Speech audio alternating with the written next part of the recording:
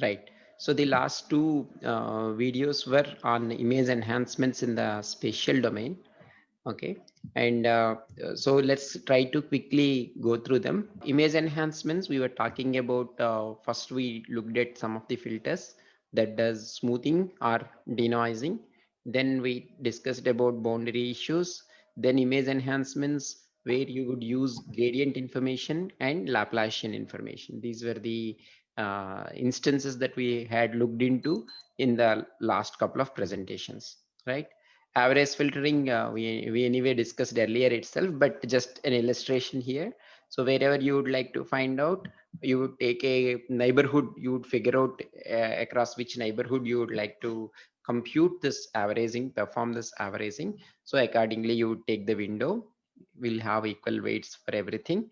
The center one would be the one which you keep at the pixel where you would like to compute it. Then you multiply the corresponding elements, right? And then sum them up and divide by, of course, the number of pixels over which you did the averaging. Same thing with non-uniform weights, except that now the nearest ones you give more weightage to whatever pixel intensities are coming from them.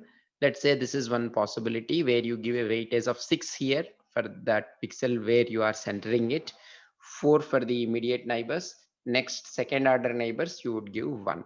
Sum anyway is 16, so you are dividing it with 16. That's where you have empirically set up those weights. You could in fact, for example, use a Gaussian filter for deciding the weights. Okay, and anyways all these are symmetric masks if you look at them, and thus convolution and correlation means the same there. Now we were plotting here for sigma equal to 2 versus sigma equal to 5, where you are using a 30 by 30 kernel. So this is a 30, you could see 0 to 30, 0 to 30 here. As you could see here, when you have, these are almost zero, okay, when your variance is small. On the other hand, it's spread over lot more values here, okay, and then this is becoming zero. So one default value that, for example, MATLAB takes is 2 times CL of 2 sigma plus 1. 1 is for the middle one. On one side you take 2 sigma, and on the other side you take 2 sigma. Anyway, this being integer, if you are 2 sigma is going to be a non-integer value, you approximate it to the nearest integer on the higher side. So that's why you are taking C there. But again, you could always play with this. So then boundary issues is something that we were discussing. The typical one you would be considering is the middle one, same. So you are giving an image of an image I1 of size, let's say n by n. You would, even after applying this convolution, you would prefer having the image of same size. So that is when you would be following this middle one. Okay. See, another nonlinear filter is that one would be using is median filter. And of course, there are many other filters also, min filter, max filter, and all. Particularly when you have a salt and pepper noise, this is quite effective. But again, you have to be very careful while using it in the medical imaging context. See, there could be somewhere a tumor, let's say, that is giving you a completely different, a small tumor giving you a very different texture. So if you are using a median filter, you will completely, in the output, you might completely remove that information altogether. So particularly when, if you are considering a larger window and doing it, you might lose a very potential crucial critical information there. So anyway, we just discussed it. You have to see, that's why I'm telling you, there is no universal prescription here on which filter is good and which one to use. You need to look into the context on what exactly you are looking. So what's the nature of image that you could expect here, what's the nature of noise you could expect here, and accordingly look at it.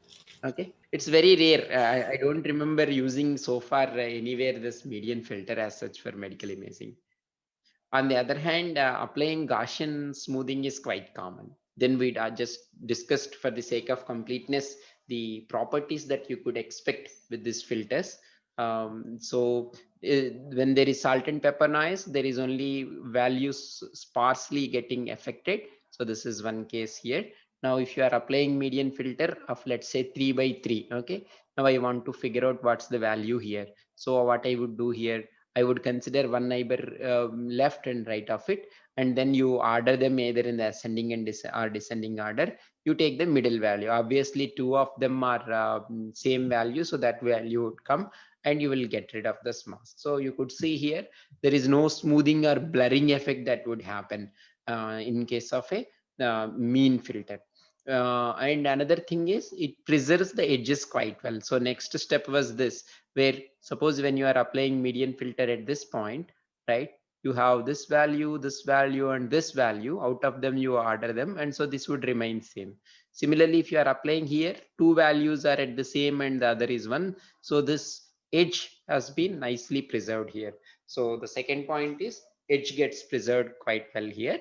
Third point is new intensity values are getting introduced here when you are applying a mean filtering. But in case of median filtering, all you are doing is you are looking at all its neighbors and of course that value itself, and you are picking one when you that one which lies in the middle of it when you are ordering them, okay, in ascending or descending order. So it is not going to introduce new intensity values, okay, right? Another example where you could see this could make a lot of difference. So that's all about averaging filters, or mean smoothing or image denoising filters. Another information while you are doing enhancement is keeping in view of the gradients. Okay, gradients are essentially giving you the boundary informations. So basically, if you are dealing with the derivatives in either x or y directions, that's you refer to as derivatives, right, or edges in a way, and derivatives. And then a vector of all these derivatives in your orthogonal coordinates. So suppose if you have a image in 3D, so your gradient is nothing but a vector containing dou f by dou x, dou f by dou y, and dou f by dou z.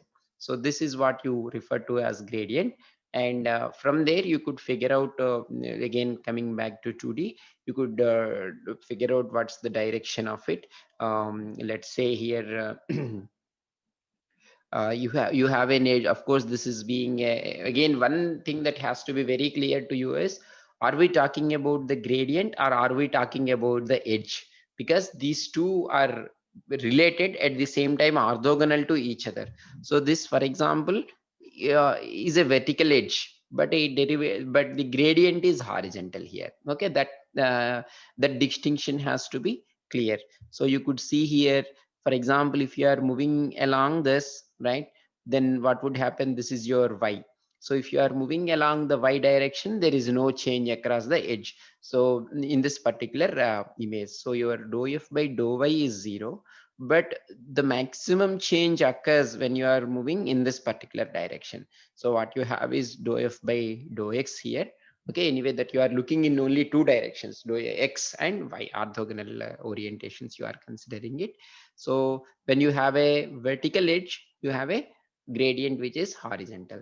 Similar analysis you could do for a horizontal edge, which has gradient in the y direction. And suppose you might have an edge something like this, so then you would be having both vertical gradient as well as horizontal gradient. Now the strength of your gradient, to know that, this is what you would be doing: square root of dou f by dou x whole square plus dou y by dou f by dou y whole square. So how is it practically implemented? So you won't be typically doing the square root of dou f by dou x whole square plus dou f. We can take the Manhattan distance instead. That's right. That's right. So you take an approximation to it, which is absolute value of dou f by dou x plus absolute value of dou f by dou y. So in order to find out now the angle at which this gradient is there, would be, now this is, for example, dou f by dou x, this is dou f by dou y. So tan theta equal to derivative in the y direction divided by derivative in the x direction. So theta will be equal to tan inverse of dou f by dou y by dou f by dou x, right? So what's the range tan inverse would give you typically if you are not keeping track of the sign information of both numerator and denominator separately? What would be the range of values that you would get with a tan inverse function? Minus pi by 2 to pi by 2. Right. What happens if you are explicitly keeping track of numerator and denominator signs, not combined? Minus pi to pi. Right. So it's arc, not arctan. Suppose if you are using MATLAB, there is some function called as do you remember what is the function in MATLAB? A tan. No, a tan is the No. first case. Second case, what is the function? A tan 2.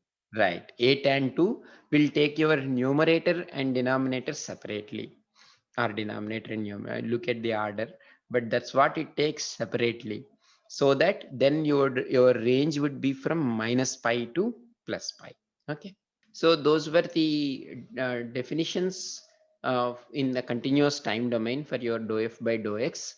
Okay, now you need to do it. This is the definition. You could say limit epsilon. You change, for example, I would like to find out the derivative with respect to x. So I'm going to make a infinitesimally small change in x. Okay, say one is x plus epsilon and another is x itself. Then I compute this function value at both these points, subtract them, and the difference x plus epsilon minus x. Okay, this is the uh, definition of a derivative in the continuous time domain. Now we are in the discrete time domain, so you cannot have this, cannot compute this value at any epsilon, but it, for example, can be 1. So that's when this would become f of x plus 1 comma y minus f of xy by x plus 1 minus x, which is 1. Of course, this is called forward difference. And now you know, we anyway discussed in the video also, if you are using, instead of, say for example, x here, x minus 1 here, okay, then x minus of x minus 1, right? That would give you backward difference. Now you consider in your epsilon to be 2 now. So then what would happen? So let's say I compute it at 1 at x plus 1 comma y, another at x minus 1 comma y. So in order to compute the derivative value at x, I'm looking at the function value at x plus 1 and x minus 1. Okay. So in that case, that would be equal to f of x plus 1 comma y minus f of x minus 1 comma y by 2. That's how I compute the derivative. This would be then the function.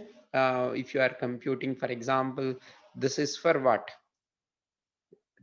Is it a forward difference, backward difference, or central difference? Forward difference. Right, forward difference. I had to explicitly mention here because otherwise you won't know where to keep the horizons are matching. So anyway, that's why in practice you would rather go for a central difference based derivative, where you are using 1 by 2 times of f of x plus 1. So this obviously the center of your window, 2 by 2 window itself is your center.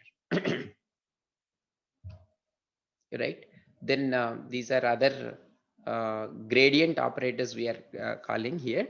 Again, be clear with horizontal edge is equivalent to vertical gradient, and similarly vertical edge is equivalent to horizontal gradient.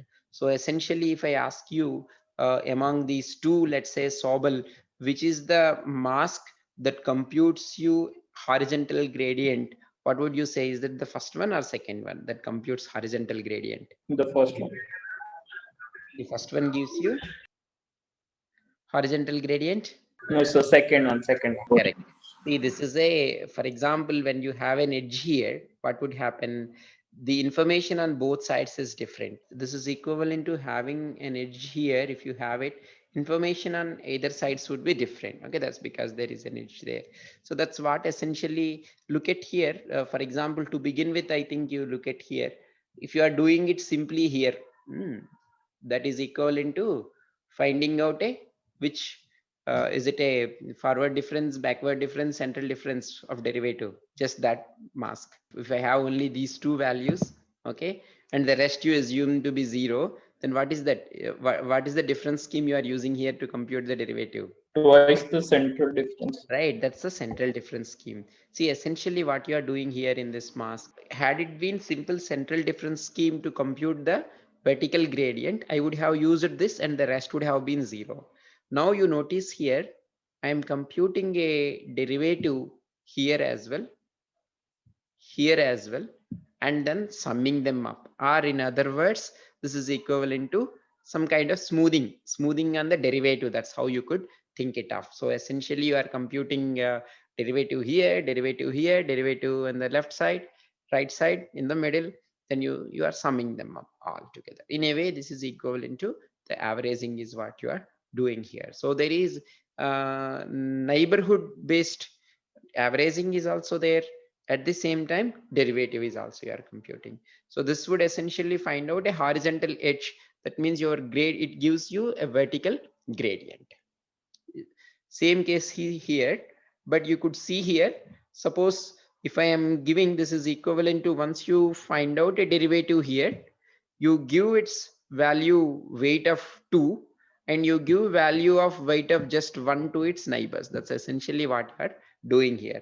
So this is a weighted average. Okay, so there is a kind of smoothing as well as finding out the derivative when it comes to Sobel edge detection or Robert edge detection. Similarly, you are taking a look at here, if you are for some application, this is not for gradient computation, but you might want to look at edges which are there diagonal. So you could see here, then you would the same logic would apply here, except that this is your edge. Now you could, same values are given 1 minus 1 here. So this is how you are looking at diagonally. Okay, suppose now you are giving the same logic as the previous slide, but you give a weight of 2 here to this. So 2 minus 2, this is 1 minus 1, 1 minus 1. Now this is your edge, or the gradient is in this direction. Now that means if you consider this as your x-axis, this is kind of 45 degrees edge for this one, and this would be minus 45 degrees. So this again, you are trying to find out these edges. So this is one diagonal, diagonal, diagonal, right? So same here, this is your edge. Okay, you give double the weight here, minus 2 2, this is minus 1 1, minus 1 1, right? So for those of you who have not seen this separability earlier, so this is where instead of multiplying everywhere with a 6 by 6 matrix, what you would do is you would do row operations. You do them separately. In fact, see, now you could write this matrix as multiplication of these two, right?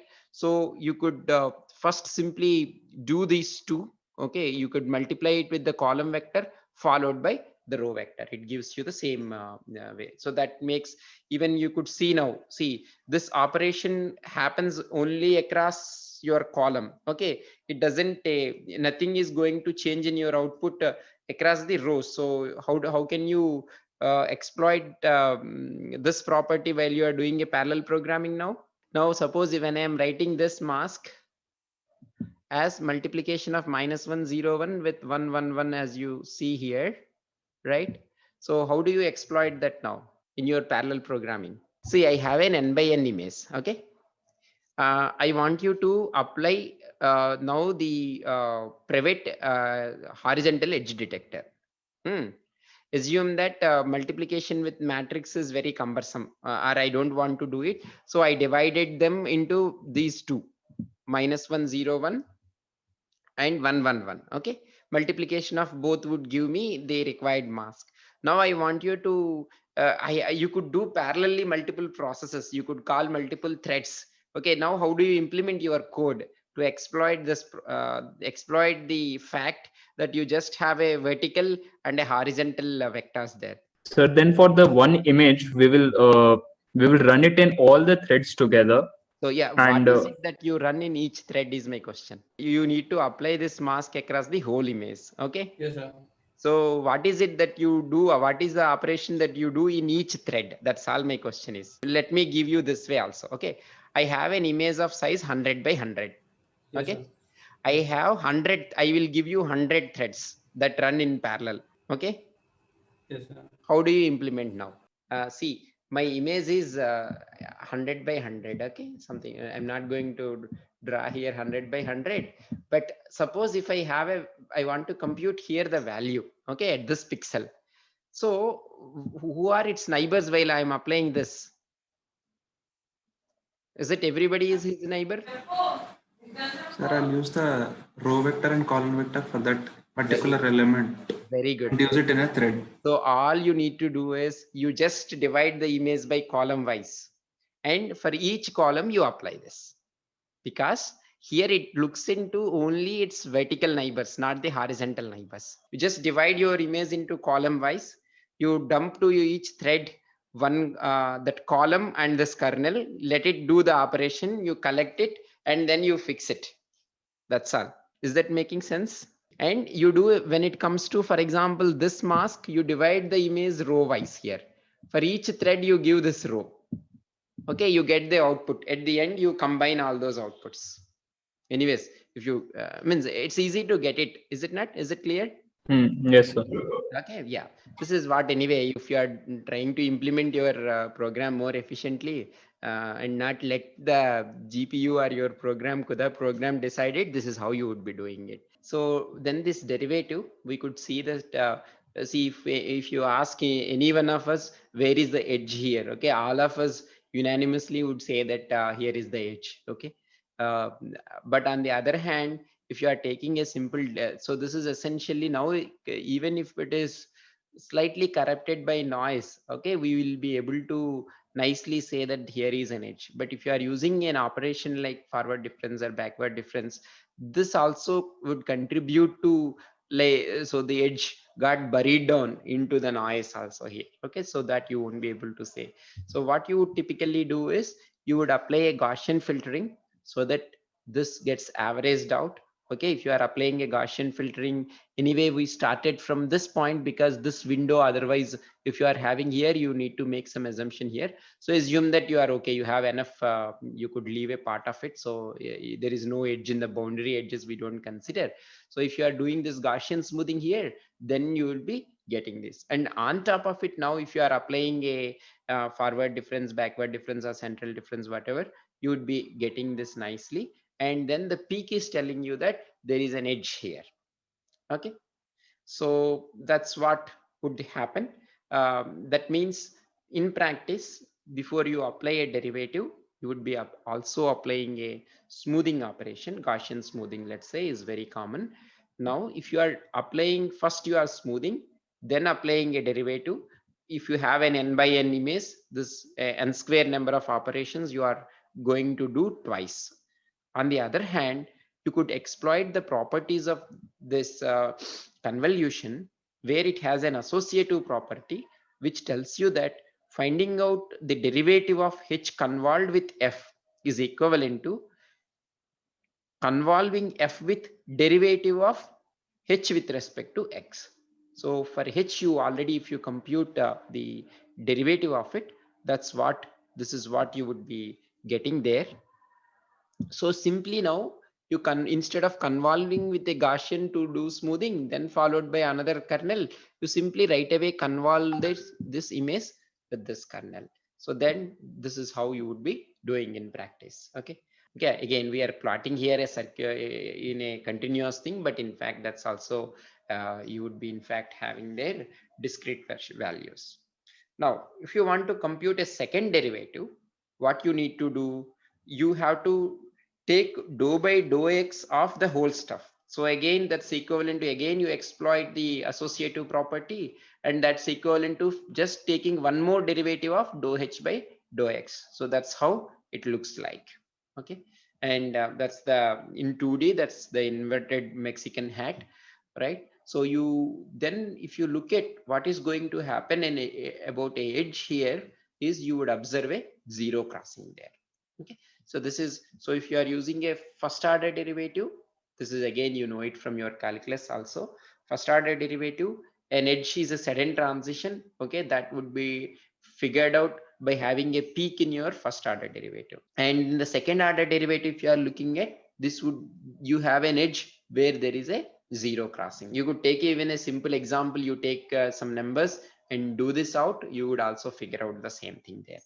Okay, I leave it to you also to have some intuition on why the derivative of Gaussian is a curve like this. Okay, you just spend some time, I want you to think yourself, then you would get something like this. And then you are taking derivative of this, why does it look like this, why it is increasing in the beginning like this and then reducing, and why do you have a peak here, that you just think about it. It's not difficult. So having some intuition about how those, why you are getting something would help you later if you even forget the shape, you could intuitively draw it yourself. You don't have to remember anything. So you just spend some time with it, figuring it out intuitively why it is like that. Right. So the same thing, now we move to the 2D part. Let's say this is a, for example, derivative in the x direction, correct? Is it not a derivative in the x direction? Yeah, horizontal, yeah, derivative in the x or y. It's a derivative in the x direction. Okay, if you want to find out, this is 1 minus 1 mask, assume that. So this convolving with g, so g with h, if you want to do it. Okay, so basically you want to smooth the image, and that you want to find out a derivative in the x direction. So instead of that, now what you do, now you convolve the Gaussian with this h. Okay, that would give you a mask like this. Now, so you directly convolve with that mask I, that would give you a derivative that you obtain after smoothing a given image. Okay, similarly, in the y direction also you could find out the derivative. Okay, so this you could see the differences. One is this exact means there is a variation here in the intensities. So that is telling, on the other hand, there is a negative intensity. Yeah, see, negative means the negative most. If there is a -1 there, that's what you consider as black, and one as bright, and then you keep varying it. Okay, whenever there is, so that's what you would be getting. You could, by just looking at this mask also, you could tell this is again a surface plot of it is something like this, and it looks like. Okay, so by looking at it also, you could say that this is trying to look at differences in this direction. Okay, that would essentially give you a vertical, yeah, horizon. So that's a vertical edge, is it not, when you are doing it derivative in this direction? Just look at that. I might be wrong, just take a look into this. Right. So then we talked about sharpening image filters. So while you are trying to sharp the image filter, typically what they will be doing is they would be using Laplacian also. And then you already know that a derivative can be expressed either as a forward difference, backward difference, central difference. You take again derivative of it. Then this I worked out in the presentation, right? So this is equivalent to, you sum the two. So I want to find out Laplacian at a given pixel. All I need to do is sum, for example, Laplacian in the, so do second derivative in the x direction, assume that. So for a given pixel, you sum the intensities on both left and right, and from that you take twice the value of the intensity value at that pixel, and subtract this from the earlier sum. That's what this is going to tell you. So I neighbor value, let's say the right hand side neighbor plus left hand side neighbor minus twice the value of intensity at that pixel. That will give you dou square f by dou x square. Same thing in the y direction would give you dou square f by dou y square. So you combine them both, that would give you, so now there is 2 times here, -2 of f of xy here, then -2 of f of xy also would come in the other one. So that, yeah, this is how you have this. So this would come -4 f of xy, and left, right, top, bottom, those 4 pixel values, you sum them up. From that you subtract 4 times the pixel intensity at that f of xy location. So that would give you this one. And then we have not done any thorough derivation way, but you could, similar lines you work out, just not only look at immediate neighbors but also look at diagonal neighbors. So then you earlier these values are there, so now this also you take to be 1. So this then would become -8 here. So that would give you this one is referred to as 90 degrees Laplacian, the other one is 45 degrees Laplacian, because if you keep rotating it by 45 degrees, you get the same mask there. So it's an isometric, what is it called as, isometric, or what is the word used for it? I think that is there. Yeah, I think yeah, just look at the word. I don't exactly remember now. So it is isometric by angles of 90 in the first place, and next, Isotropic, sir. yeah, sorry, not isometric, right? Isotropic.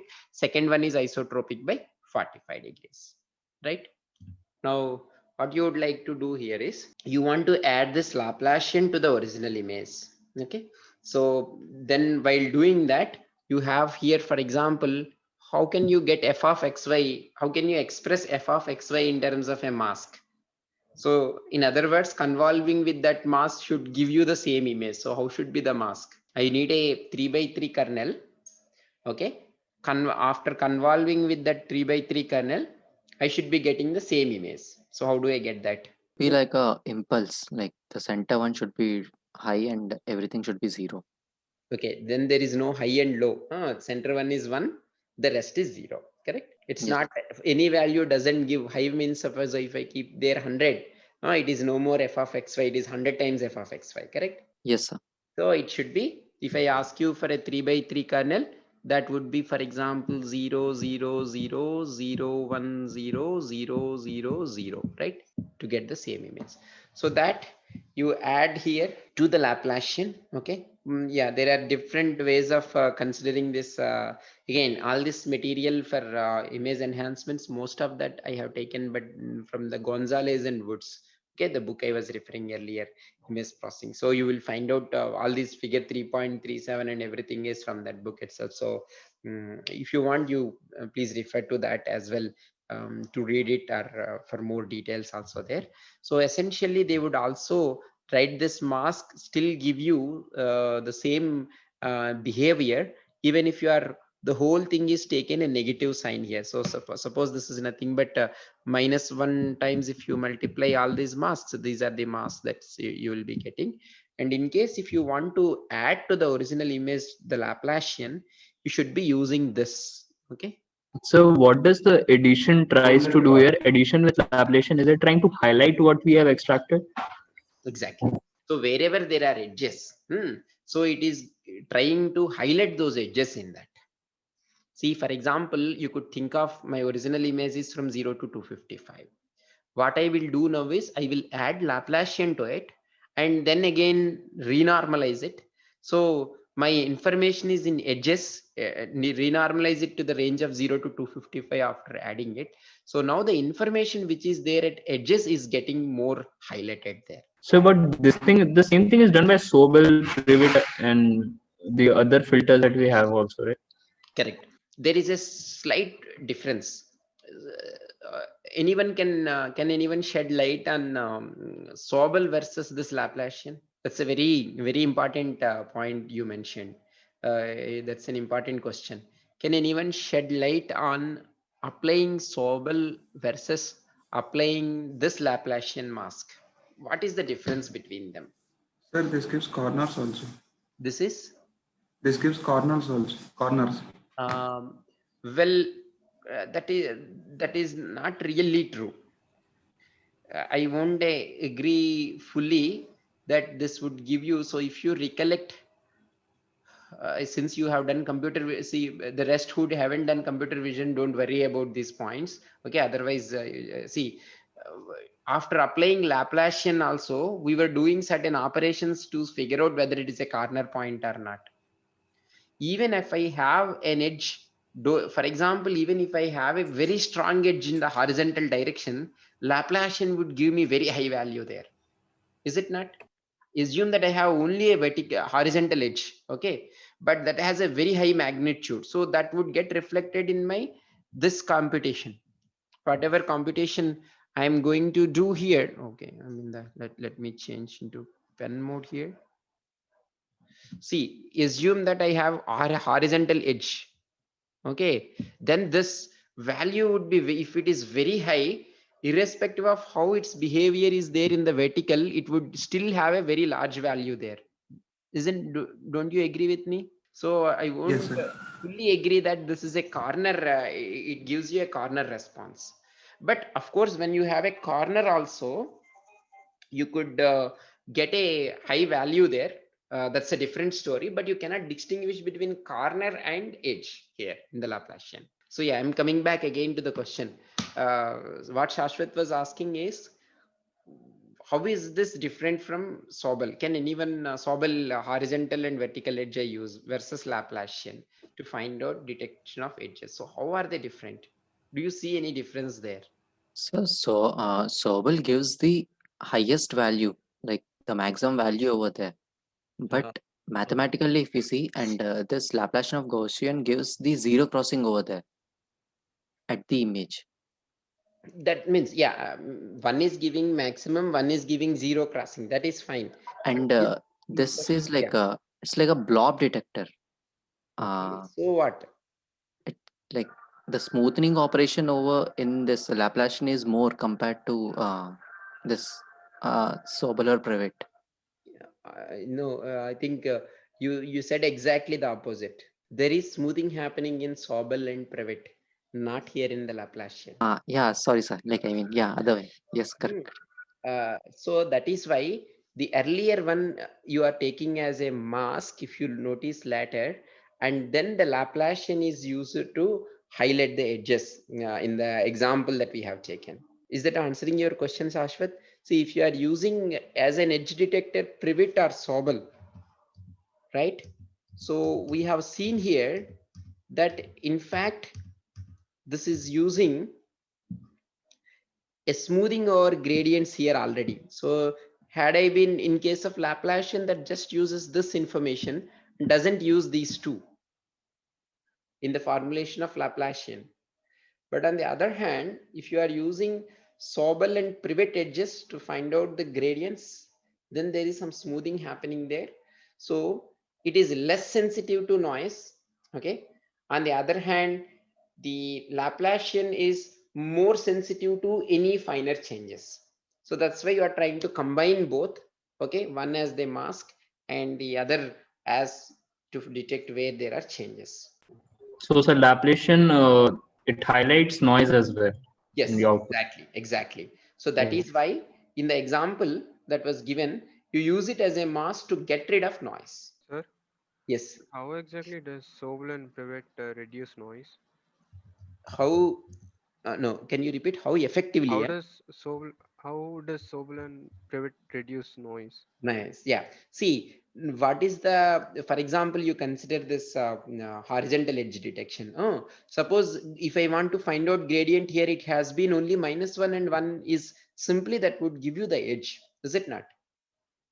But on top of it, I am using the edge information at the left neighbor as well as my right neighbor here, and then summing up over here. So that is how you are not looking at the, in a way you are doing averaging of derivatives. So that should smoothen. If at a one point suddenly there is a derivative, since you are averaging out, that should reduce. Okay, so if we use a bigger kernel size, then it will smoothen it even more. Right, that is right. Because it's averaging of gradients you are doing across your neighborhood. So that means Laplacian also, like, we consider the nearby pixels too, no, sir? See, here also considering pixels is different, averaging your value over it is different. See, here also to find out derivative, you do -1 here. But that doesn't, in a way, that's to just compute the value here, not at the values of derivatives at its neighboring pixels. That is what, in addition to finding out derivative at that point, see, even if I am having this -1 and 1, if I take, that's the first step of your Laplacian. Take one more step, one more derivative, then it would be Laplacian. Sir, so if we Hmm. take a bigger size of the Laplacian kernel, will it kind of smoothen it, like No. with a bigger sigma value, Uh, bigger what variance? do you mean by bigger? Laplacian is this mask only, right? How do you make it big? This is all the Laplacian is. There is nothing like a bigger mask here. You look at, that's all Laplacian is about. You can't make it big or anything like that. You just look at the pixels, 4 pixels, 4 by 4 means 2 by like 3 by 3 window is all you require for a Laplacian.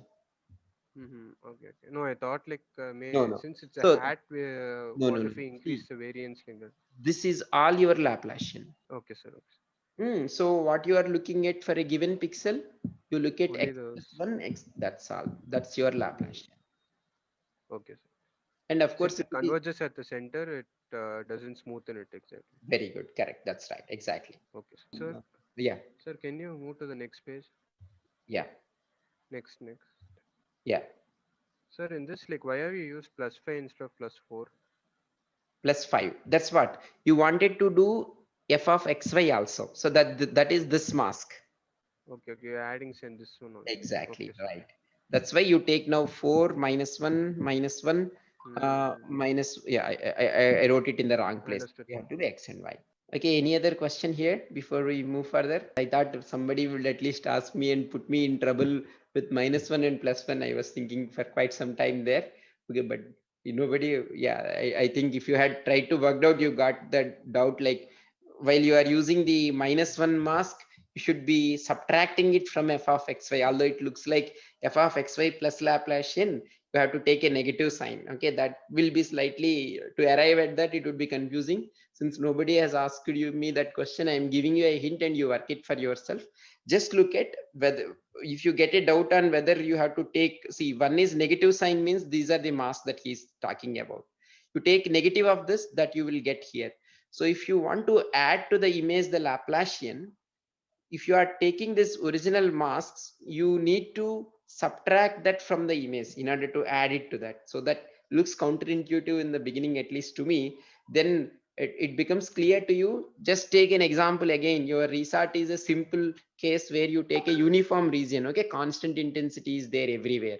Then if you are applying this mask, now whatever mask you are getting, you should be getting as an output the input image itself. So for that to happen, how it should be, you think, you just you analyze that part and you will realize that you have to take a negative sign here and a positive sign here. Okay, I leave that exercise to you. Okay, so now it's a PET scan has been taken as an example.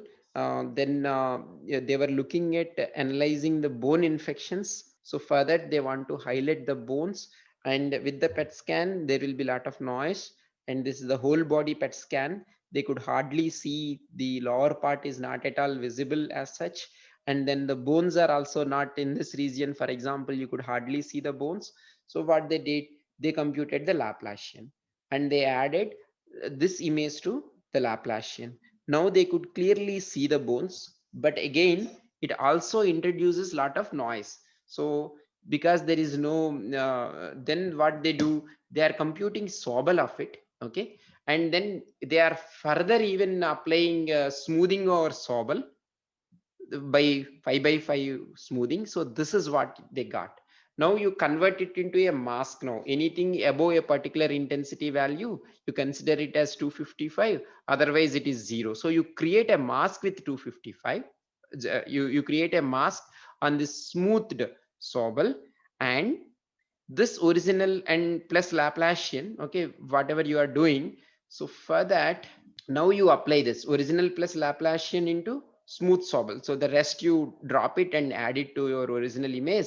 So this mask is telling you what to retain from the Laplacian. Again, see, this is not the only way you could do it. Just try to get this idea that you could use in fact a further smoothed version of Sobel as a mask to get rid of noise in the Laplacian. Okay, these operations, when you think about it in bit more deep, you yourself could even figure out that in fact you could do it in different ways also. This is not the only way that that is possible. Okay, so don't pay attention too much, don't worry about it too much.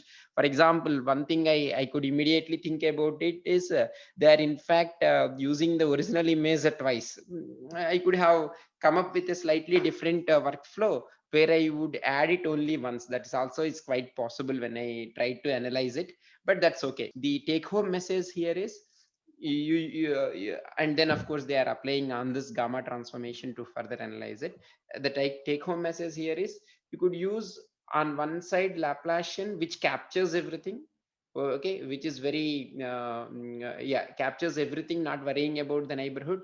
You could on the other hand use a different kind of thing, for example the Sobel edge detector, and further even if you want you could smooth it and then use it as a mask, and then a combination could perhaps give you in certain cases better detection. Okay, that's the basic take home message here. And then these combinations of whether you should add to the original image and how do you combine this, I myself could think of different possibilities here. Once you sit and try to analyze it, you would also come up with your own way of that. So that's not very, this is not the only unique way of doing it. There are different possibilities here, but the message as I said is you could use all these things. So on top of it you could apply then gamma correction also. You could see there they are using Laplacian, they are using Sobel edge detection, first order derivatives based one, and then the power transform. Okay, That's what is this example. Any questions? So the order in which we apply these transformations, does that also affect the final output? Like if we, instead of applying the gamma transformation at the end, if we apply it in the beginning itself, uh, It does affect here. See, because they are first of all trying to get the information of all these things were I think, for example, at the legs and other things, this information was not captured earlier. So this does affect, because first you are trying to highlight the edges, and then you are trying to further improve it. Almost it is like saying almost that information is not there here. The edges are very bleak here. Okay, first you are increasing their intensities, and then you are applying gamma transformation. so gamma is used here to highlight the bone tissue only, right? To Or is it highlight just the surrounding tissue, like of the legs and? gamma, if you remember, gamma correction, what it is going to do is a narrow band of intensities. You want to map them to a broad range of intensities. That's the basic idea. That's all it does. It does mapping from 1 to 1 only, but a small bandwidth of frequencies here could get on the y-axis mapped to a larger range of intensity values. Yes, sir. Yeah, means at least we could say for sure that applying it here versus applying it gamma correction directly here versus here would definitely give different results, because the content itself is getting modified here. And then depending on the application, we need to see which one is better. So doesn't the final image look more noisy than what we had originally? Like, Yeah, it is possible. So then you have to play with the parameters again. If again see, one has to be very careful with particularly these medical images in all these operations. Although for the sake of having an example where all these things are involved, we are telling this example. But one has to be very careful when it comes to medical images applying these transformations. It could but at least they say here that the noise which is there in between is getting, because of the Sobel, got reduced. uh, but that's something debatable. Okay, I won't say for sure that this has definitely improved everywhere. But their point of contention here is they would like to see the bones clearly. The rest of the image they are not really worried as such, because the infection of the bones is what they wanted to analyze here. So in that case, I would say this is definitely improved. But again, I repeat that one has to be very careful while applying all these transformations and hoping that this is enhancing the image. One has to be careful that it has not introduced new noise, or it resulted in losing important information. That one has to be careful. Sir, Yeah. sir, in the second image you said the original plus Laplacian Laplacian. into smooth Sobel. Right, So right. by doing into smooth Sobel, like what did you do exactly? Yeah, I think 0 to 255 was a wrong statement. I think it is 0 1 mask. So what they are doing is, once they have expanded the mask of the Sobel, if that is there in the Sobel region, then you retain that value. Otherwise, you drop that value. See, you have some Laplacian original. You got some Yes, Laplacian. Laplacian. Okay, on that result, what you are going to do, if it is there in an expanded version of your Sobel, you keep it. Otherwise, you drop it. That's essentially what they wanted to Okay, do. okay, okay, okay. Again, Like there if it could is be some equal mistakes. to Yeah. Sorry. like in like programming, if it is equal to a pixel in the Sobel, Correct. uh, Exactly. equal to 1 or else So 0. the mask is telling you is whether this is a potential candidate or not. So you will, if it is Okay, sir. not there in smooth level, that's the first filtering it has to pass through. Otherwise, you drop it. Okay, sir. Yeah, there could be some mistakes whether they are actually adding it to the original or directly doing the Laplacian. I haven't worried about it to go in detail, but because the message is here a slightly different thing we are interested in here. Okay, that's also is possible. Maybe it is just the Laplacian that they are doing it and then adding it. That's also is possible. At least another way is also possible. Okay, sir. Yeah. Sir, what is smooth Sobel over here, sir?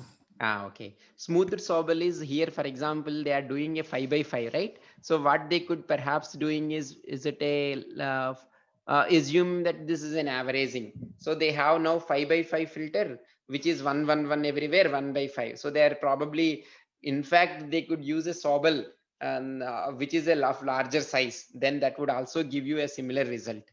but they are perhaps doing it just using 3x3 as their Sobel edge detection, and then again on top of it they are doing some smoothing, I guess. That's why this is not the only way of doing things. Actually, there are, I could myself see there are different combinations here.